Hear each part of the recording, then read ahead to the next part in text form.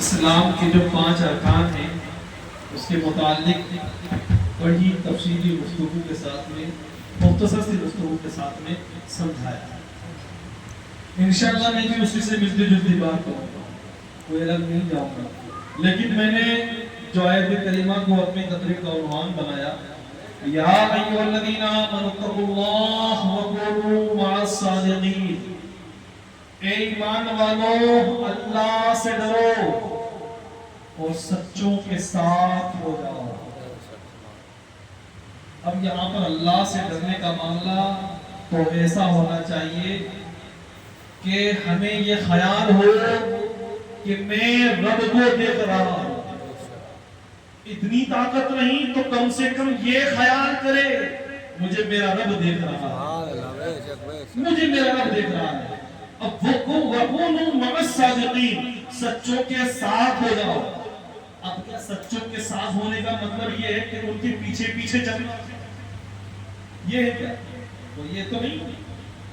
اب یہاں پر حکم ہو رہا ہے حضور غوث پاک کے ساتھ ہو جاؤ, غریب نواز کے ساتھ ہو جاؤ, حضرت بدیع الدین مدائن علوی کے ساتھ ہو جاؤ, بہاء الدین زکریا ملتانی کے ساتھ ہو جاؤ, جناب ابوبکر صدیق کے ساتھ ہو جاؤ, حضرت عثمان غنی کے ساتھ, حضرت عمر کے ساتھ میں, حضرت علی کے ساتھ میں ہو جاؤ. لیکن ساتھ میں ساتھ کا معاملہ یہ نہیں کہ ساتھ چلا جائے, ساتھ کا معاملہ یہ ہے کہ ان کے نقش قدم پر چلا جائے, ان کے نقش قدم پر چلا جائے. اور آج جو یہ محفل ذکر کا کرنے کے لیے بیٹھے ہوئے, میں آپ سبوں کا ذکر اللہ کا ذکر ایسے کرو کہ میں نے پہلے جملہ بولا یا تو تم خدا کو دیکھ رہے ہو یا خدا تمہیں دیکھ رہا ہے. لیکن آج ہماری غفلت کا عالم یہ ہے کہ معاملہ ہی بالکل الٹا نظر آتا ہے. ایک تو سال بھر میں 2-3 مرتبہ حلقہ ذکر میں بیٹھ گئے, مہینے میں ایک بار بیٹھ گئے, اور پتہ نہیں حلقہ ذکر کو کیا سمجھ لیا. حضور فرماتے ہیں کہ حلقہ ذکر اللہ کا ذکر دلوں کے غموں کو دور کر دیتا ہے, دلوں کے غموں کو دور کر دیتا ہے. آج کتنے معاملات خراب ہیں. آج ایک مسلمان دوسرے مسلمان بھائی سے نفرت رکھتا ہے, دلوں میں کینہ بھر چکا ہے, دلوں میں حسد ہے. اب اس حسد کو دور کرنے کے لیے اس مکان کے اندر جس کی ابتدا آج ہے, اس مکان کے اندر اللہ کا ذکر کرنے کے لیے, اس کے پیاروں کا ذکر کرنے کے لیے بیٹھے, اس لیے ہمارے دلوں کے زنگ دور ہو جائیں, دلوں کے زنگ بھی دور ہو جائیں, اور اس گھر میں رحمتوں کے فرشتوں کا نزول بھی ہو جائے. معاملہ یہ ہے کہ وہی وَكُونُوا مَعَ الصَّادِقِينَ, سچوں کے ساتھ ہو جاؤ. لیکن سچوں کے ساتھ کیسے ہوگے؟ نماز چھوڑ کے سچوں کے ساتھ ہوگے, ذکر اللہ چھوڑ کے نماز سچوں کے ساتھ ہوگے. ارے تم اللہ کو بھی دھوکہ دے رہے ہو, لیکن وہ دھوکے میں نہیں آ سکتا. اور جس کا نام لے رہے ہو اس محفل میں, حضور سرکار سیدنا غوث پاک, ان کو بھی دھوکہ دے رہے ہو. دھوکہ دینا ہی تو ہوا. ان کے نام پر چرچا کرتے ہو, لیکن ان کے نقش قدم پر چلنے کے لیے تیار نہیں.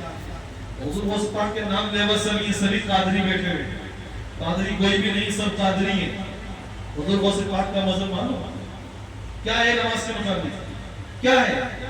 حضور غوث پاک فرماتے ہیں کہ جس سے نماز قضا ہو جائے اسے مسلمانوں کی قبرستان میں دفن نہ کیا جائے, اسے مسلمانوں کی قبرستان میں دفن نہ کیا جائے. وَكُونُوا مَعَ الصَّادِقِينَ, جو میری ماں بہنیں باہر بیٹھی ہوئی ہیں وہ بھی سنیں, اور اس مکان کے اندر جتنے بیٹھے وہ بھی سنیں.